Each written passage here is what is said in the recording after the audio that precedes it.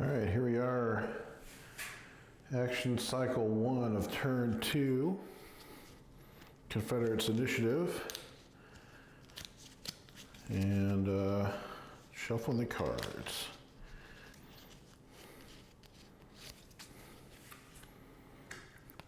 They get one card, and it is an East card.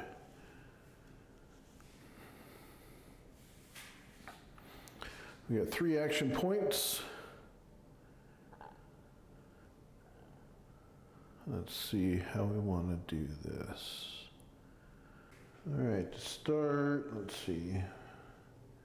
Johnson's got 3 in there. Polk has 3 in there.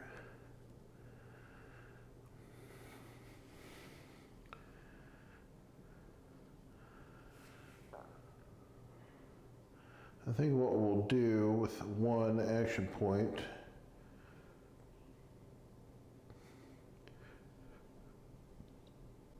because we want to be concentrated. So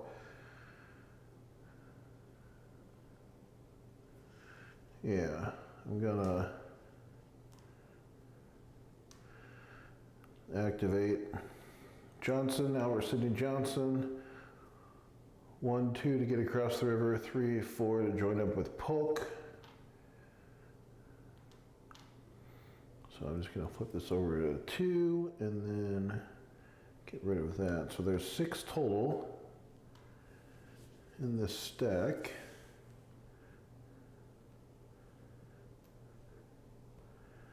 They're now concentrated and moving north.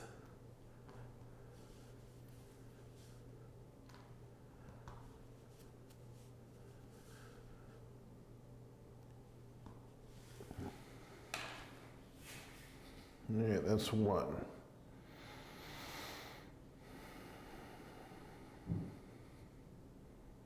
Two. Let's see, where else can we go?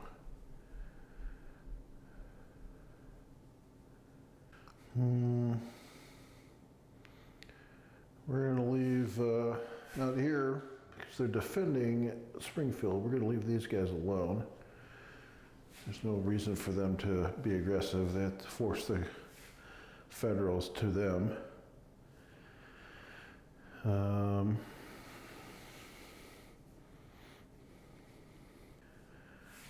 think in the interest of, we can activate Corinth.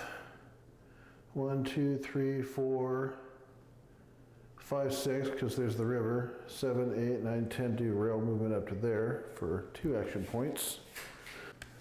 Taking a look out here. There's at least 2 SP. We have Stewart. Stewart should, you know what, we'll spend the 3rd one. 3rd action point, Stewart is going to activate and basically spend an action point to entrench there. All right. We do have the East card. Is there anything, an extra action, or maybe even build fortifications?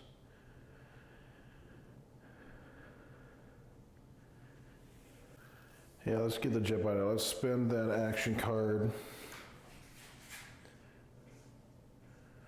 I'm going to spend an action card to start building a fort in Richmond.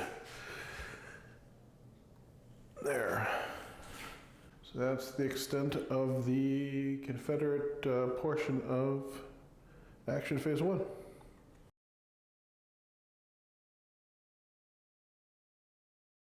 All right, here we are to start the Union portion of the turn 2 action cycle 1.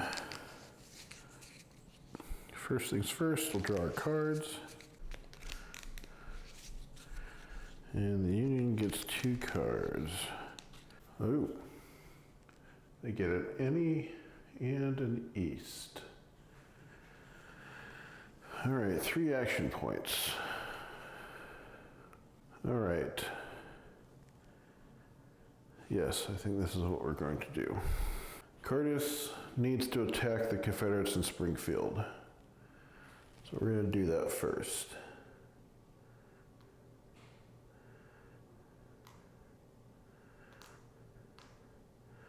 They have 3 SP. They also have the militia, but the militia doesn't count. So there's 3 SP defending. They have entrenchments, and Price has a defensive value of 1, so they'll get a +3 to their die roll. The Federals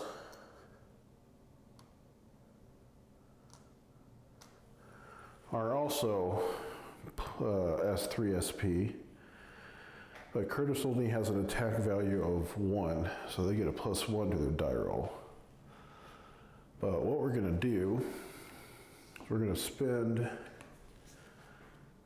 the any card for the attack, and that'll give them a +2 to the die roll. So basically it's going to be an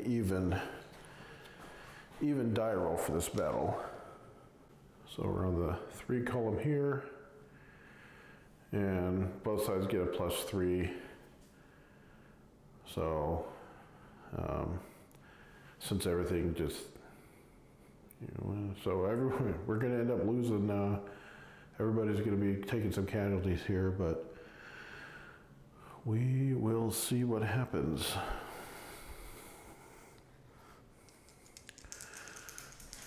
All right, here comes the die roll.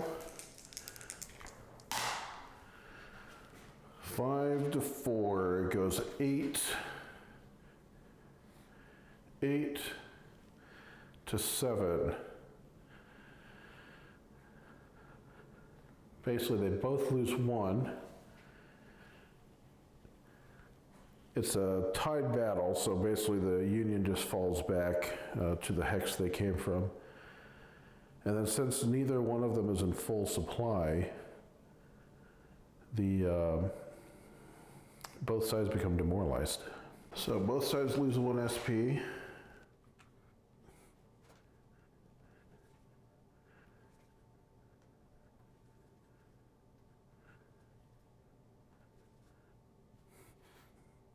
And both sides become demoralized.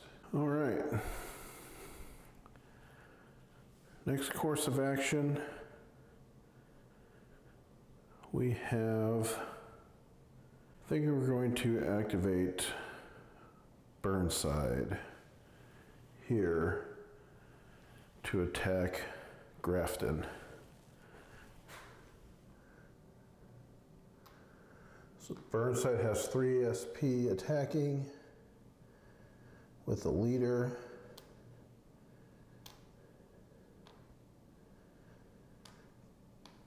The Confederates are defending with 2, but they have Stewart and entrenchments. All right, because Stewart is in that hex with no other generals, he does get to apply his full bonus. So the Confederates are defending with 2 SP, and they get a total +4 modifier. The Federals are attacking with 3, and they're also going to spend the East card this turn.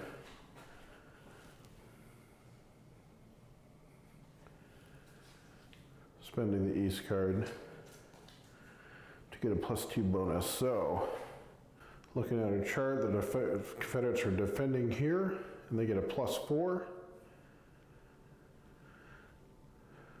And the Federals are attacking here, and they get a +3. So we will go ahead and roll that die.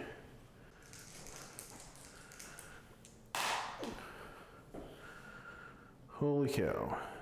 So now even though the DRM ends up being the same, the charts might not be the same. So the Confederates rolled a 1, they get a +4 and 2 SP, so they're at a 5, causing 1 casualty. Sorry. 1 casualty. The Federals are at 3. They rolled a 2 +3. They are also -1 casualty. And again, because they're also in LOC, but not full supply, they both become demoralized. So the Federals lose 1, bringing them from a 3 to a 2.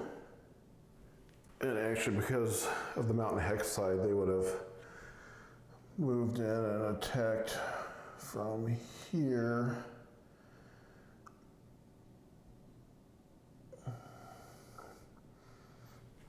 The Confederates lose their one.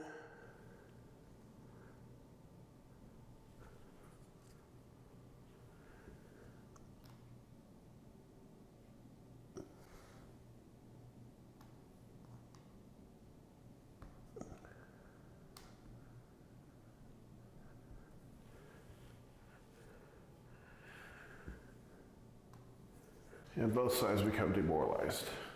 Federals have one action point left. All right, I think we're going to activate the 2SP in Charleston. Move them east 1, 2, 3 to help support, start working towards giving Burnside assistance up with Stuart. Yeah, that should help cause some consternation. Pretty big turn for the Union. They burned through both their cars. Actually, both sides burned through all their cars that they had. A couple of battles, but both battles ended up working out for nothing. So now we're going to move on to turn 2 action cycle number 2. So you get to go. Ooh. It's a difference of 1 in the Confederates' favor. Action cycle 2. So that means is there will be 1 action point per theater that can be spent next turn. And the other important thing is in Washington, D.C., it's the end of the Union players phase, so the fort construction is complete, and it is upgraded to a level 2 fort. And that is the end of that. We do appreciate watching turn 2 action cycle 1, and we'll talk to you all next time. Bye.